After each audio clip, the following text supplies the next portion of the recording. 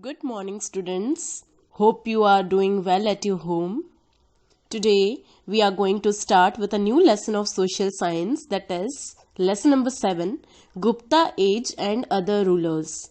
Now, children, this chapter is different from the previous one, as because Chandragupta and Gupta Age, you might have thought about that it is similar, but it is not similar. Gupta age rulers were other rulers and Mauryan age rulers were other rulers. So children, let's start the chapter now. In the 3rd century, impressive Gupta dynasty was established in Magad. Gupta dynasty established political entity, peace and security in India, which brought unprecedented prosperity. Political entity means सत्ता, राजनीति सत्ता, peace शांति and security means सुरक्षा. ये सारी चीजें Gupta dynasty में देखी गई, which brought unprecedented prosperity. That means never happened before. Prosperity means wealth. जो इंक्रीज हुई थी वेल्थ इंडिया में, वो कभी भी इंडियन हिस्ट्री में नहीं हुई थी.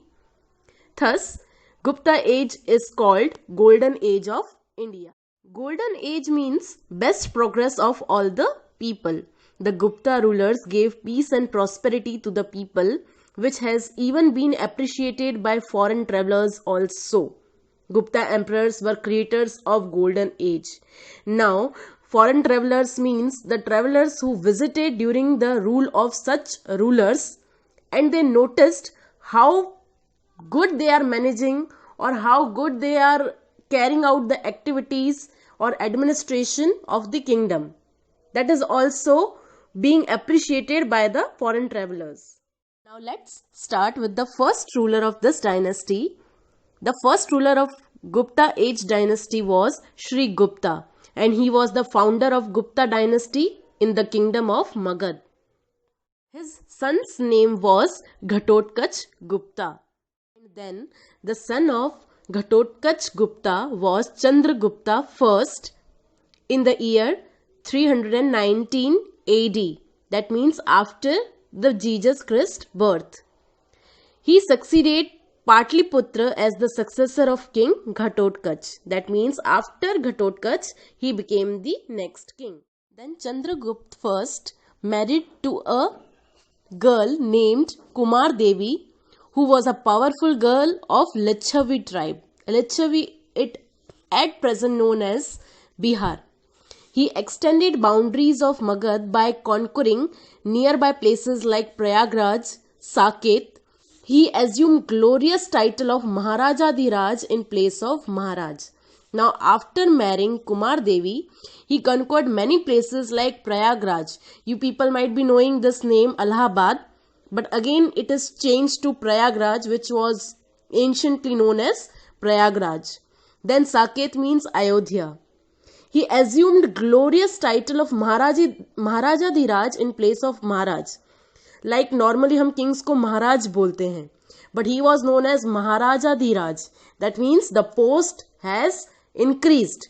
है ना, उनकी पोस्ट बढ़ गई थी, तभी उनको ये नाम दिया गया. In order to show his power and reputation, he started gold coins. Since the accession of his coronation, he started Gupta Samvat. Now after his coronation, that means जब उनका राज तिलक हो गया, he started Gupta Samvat. Gupta Samvat, you can say a Hindu calendar which carries all the religious festivals. Vallabhi rulers of Saurashtra also accepted Gupta Samvat. Due to initiation of Gupta Samvat, the arrangement of historical events according to the date line was made possible in the history of India. And as we know, जैसे हमारा calendar है 14th of Jan, it is a उत्तरायण. वो कौन से day पर है? That is Thursday. ये हमें कैसे पता चल रहा है? As because with the help of calendar. In the same way, the Gupta Samvat was started in the Gupta age, which helped people knowing the date line of historical events. Okay. And then after Chandragupta, his son Samudragupta came to power. He was known as a majestic son of Chandragupta. Majestic means who holds a dignity, a greatness, or you can say a honor. Then information about Samudragupta's time is obtained from pillar inscription of Prayagraj, that is Prayag Prashasti, and his coins. This Prashasti has been composed by royal poet Harishen. That means Harishen presented Samudragupta's time of rule, and it is obtained from the pillar inscription presented in Prayagraj. It describes the victories and cultural achievements of Samudragupta. In very short time, he made his triumphant journey from northern states to the Kushan rule of Afghanistan. मतलब थोड़े ही समय में उन्होंने victorious journey पसार की थी from northern states to the Kushan rule of Afghanistan. He defeated about 12 kings in south. After defeating these kings, he restored them wisely. He restored their kingdoms. Governors and officials were appointed to run the administration of the state. Now, the main objective of Samudragupta was only to achieve victory over the kingdom. That means उन्होंने इतने सारे राजाओं को हराया. He defeated 12 kings. The motive behind that was that he want to just gain a victory over those kingdoms. जैसे ही उन्होंने kingdom जीत लिया उन राजाओं का, उन्हें इज्जत के साथ वह किंगडम वापस लौटाया गया. He resorted their kingdoms to give their kingdoms back. Okay. Then Samudragupta was a great conqueror and a cultured emperor. Conqueror means he was the defeater and a cultured person. His literary achievement and his character were notable. He composed many poems and got the title of Kaviraj. That means he was interested in writing poems also. Unfortunately, not even a single poem of his is available today. One coin shows Samudragupta playing veena, which shows his love for music. Now children, you can see in the picture how Samudragupta is playing veena. That means this shows the love for his music. Now during the rule of Samudragupta, many temples, monasteries and Jain temples were constructed. Monasteries means where the monks live together, जहाँ साधु संत साथ में रहते हैं. He performed Ashwamedh Yagna. Ashwamedh Yagna, basically known as, let us take an example. If suppose there is a king who performs this Ashwamedh Yagna, what he does, he takes a horse and set free to move around the whole world. Okay?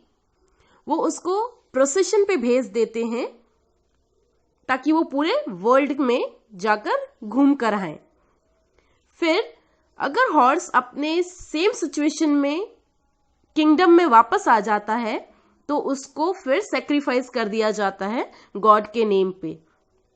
And if someone stops a horse in between, okay, अब ये ऐसा तब होगा जब किसी को भी उस राजा का रूल करना अच्छा नहीं लग रहा होगा, तभी उस घोड़े को रोका जाएगा. If someone stops that horse, then at that time he directly challenges the king to fight with him. Okay, उस वक्त कोई वॉर नहीं होगा, कुछ नहीं होगा. डायरेक्टली जिसको प्रॉब्लम है राजा के राज्य से या राजा के रूल से, वो डायरेक्टली राजा से फाइट करता है, युद्ध करता है.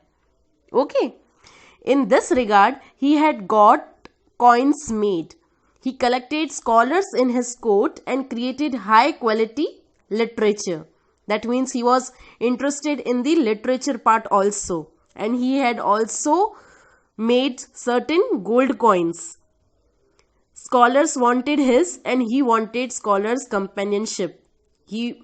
Like Samudragupta was enjoying the company of scholars, you can say like that, and the scholars too enjoyed the company of Samudragupta. He encouraged Hinduism. Now Samudragupta also encouraged Hinduism.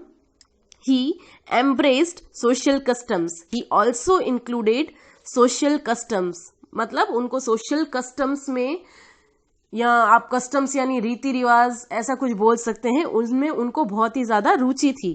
Samudragupta's position in the history is unique and significant. He was the creator of importance of Gupta Empire. Now he showed the real importance of the Gupta Empire, कि वहां पे एक राजा का होना क्यों इतना जरूरी है, वो उन्होंने साबित कर दिखाया था. Now children, look, I am showing you the picture in your slide. These are the coins of the Gupta age. Now after the death of Samudragupta, his son Chandragupta II, that means also known as Vikramaditya, came to the throne for ruling Magad. Now, when Vikramaditya came to the throne, he not only successfully preserved the great legacy of his father, which he inherited, but also expanded the empire by conquering some of the regions.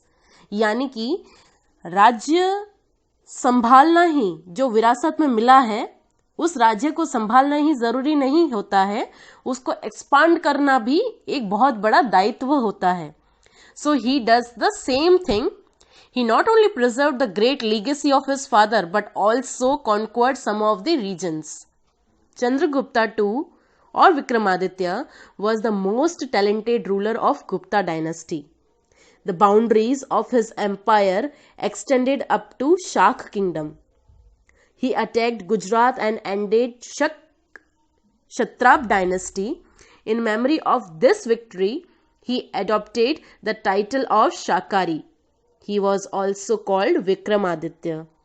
Now children, Chandragupta II or Vikramaditya, why he was given this Chandragupta II name?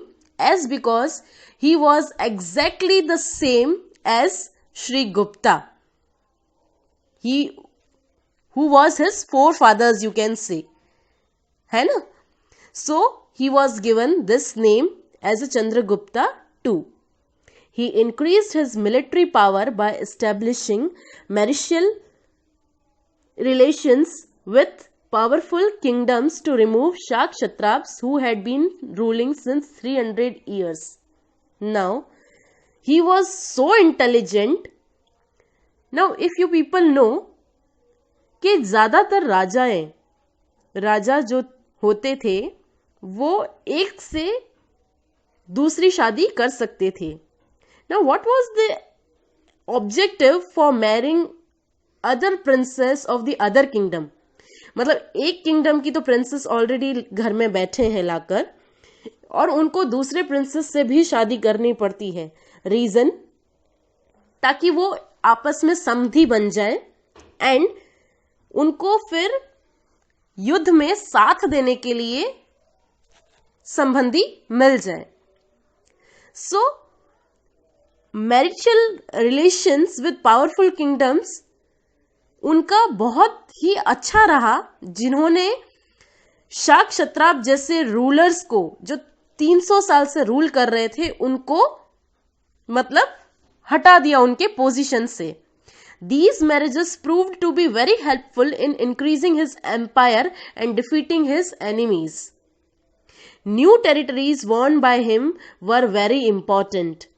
They obtained the rich kingdoms of Gujarat and Saurashtra, the prosperous ports of Brigukach or Bharuch and Stambh Tirth or Kambhat. As a result, maritime trade of the state increased and Gupta kings became owner of intangible property. Now they gained or they won who? Chandragupta II and the other people living in the kingdom. उन दोनों को ही benefit हुआ इस चीज का. Okay, Chandragupta II won territories like Gujarat and Saurashtra, which were very prosperous at that time, as because there were ports, and ports के through हम trading कर सकते हैं, import and export both. So that was a golden age, golden time. As a result, maritime trade of the state increased. That means जो connected होता है sea से या ships से, that trade was became possible. And then Gupta kings became owner of intangible property. Intangible property means जिसे हम express भी नहीं कर सकते, हम डिस्क्राइब भी नहीं कर सकते हैं, ऐसी प्रॉपर्टी जिसे अपन बोल सकते हैं अंधाधुन पैसा. So the Gupta kings became the owner of such property, intangible property. Now see students, this is a map of India during the Gupta period. How our Indian map was there at that time. This is a glimpse of the Gupta period.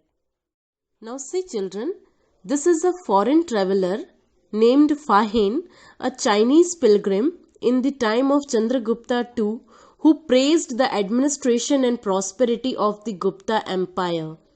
He came during the rule of Chandragupta II, and he not only praised the administration but also the prosperity of the Gupta Empire. Now see children, this is a foreign traveler named Fahin, a Chinese pilgrim in the time of Chandragupta II, who praised. Though Chandragupta II was Vaishnav, he had great respect for other religions. His army chief Amrakar Dev was Buddhist and his state minister Varsen was a Shaiv. Many monasteries were there in the capital Patliputra. Now children, it is very important to be tolerant towards other religions also. And no one has such qualities like this at present time. Okay. It is very necessary to respect all the religions equally. And वो कला Chandragupta II में थी. His army chief Amrakar Dev was Buddhist. Okay. And his minister Varsen, who was the follower of Shivji, he was tolerant towards the both of the religion. And so there were many monasteries in the capital Patliputra. And then because of cultural achievements achieved during his reign, the Gupta age could become the golden age. He was the patron of scholars and poets. Patron means Chandragupta II was the supporter of scholars and poets, as because he was interested in literature. Then the Sanskrit poet and playwright Kalidas was his royal poet and Dhanvantri was his royal Vaidya. Gems like scientist Varahamir, Vetal Bhatt, writer of Amar Kosh Amar Singh, etc. used to adorn the court. Now gems over here means जो अनमोल रत्न थे Chandragupta II के court के, okay, kingdom के जो उनके अनमोल रत्न थे. During his rule, sculpture and drawing developed. Many of art pavilion of Ajanta caves were made during his time. Art pavilion means where the people can come and see different arts. He built a number of Buddhist monasteries in the capital Patliputra. Mehrauli iron pillar near Delhi was made during his reign, which has not rusted for centuries despite being in heat and rain. You can see in the picture also that Mehrauli iron pillar, which is situated in Delhi, is still present in Delhi, and in spite of heat and rain, it is not rusted. That means आप इससे अंदाजा लगा सकते हैं कि जब उसको बनाया गया था तो किस तरीके से उसको कंस्ट्रक्ट किया गया था. मतलब क्या आर्ट था कंस्ट्रक्शन का कि जरा सी भी जंग न लगे उस पर. Then he made Ujjain his another capital besides Patliputra. He divided the state into different administrative units for running streamlined administration. Now, उन्होंने स्टेट को डिफरेंट एडमिनिस्ट्रेटिव यूनिट्स में इसलिए बांट दिया था so that he could manage the administration smoothly or in a easy way. In the year 414, the great emperor Chandragupta Vikramaditya died. Now, after the death of Chandragupta II, his majestic son Kumar Gupta first came to throne. Now, it was hereditary. After the death of the king of father, his son is responsible to come and rule on the kingdom. Same way, after the death of Chandragupta, Kumargupta first came to the throne. During his time, some famous caves of Nalanda and some caves of Ajanta were erected. You can see in the picture. Then, after Kumargupta first, his brave son Skandagupta came to power. The weak rulers of post Skandagupta time could not withstand the onslaught attacks of the obsessive and powerful Hunas, and Gupta Empire disintegrated in 550 AD. Now, after Kumargupta first, his brave son Skandagupta came to the throne. And after Skandagupta, okay, जो स्कंदगुप्ता के rulers आए, स्कंदगुप्ता की जो पीढ़ी आई, वो fight on नहीं कर सकी, वो अपने फोर फादर्स की तरह स्ट्रॉन्ग नहीं थे, एंड वो ह्यूनास जो एक डायनेस्टी आई उनके सामने नहीं टिक सके, and the great empire of Gupta was disintegrated. That means उनका रूल खत्म हो गया था in 550 AD. Now next is administration of Gupta age. We get information about administration during Gupta age from records, smritis and Purans. Accordingly, the governing body was divided into three sections: central, provincial and local. Now children, if you remember, I had earlier explained you in the previous chapter, that is chapter number 6, that the central level is managed by the king itself, and provincial is managed by the prince, and lastly local level, over there district officers and other village administration like sarpanch works in the village and district officers works in the district. So in this way the three sections were taken out during the Gupta age, and in this way the administration was done. Emperor was at the center of Gupta administration. As I explained you, he adopted titles like Maharaja Dhiraj, Param Bhagvat. उन्होंने दो titles adopt किए थे. First is Maharaja Dhiraj and Param Bhagvat. Now next things to know.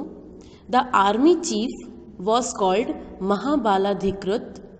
The minister of external affairs was called Mahasandhi Vigraha. Chief of palaces and gates guards were called Mahapratihar. Then Mahashvapati was the chief of cavalry army, and chief of army of elephants was called Mahapilupati. Now Mahashvapati was the chief of cavalry army, that means the army that fought on horses, okay, and the army of elephants was called Mahapilupati. Then lastly, Pustapal was appointed to take care of documents of the state. Usually, prince was appointed as the head of the province. Kumar Matya and commissioner played a major role in the province. That means not only the prince but also the other ministers were appointed to help the prince in the administration of the provincial level. The province was called Bhukti, whose head was regional. The province was divided into districts. The district was called Vishay.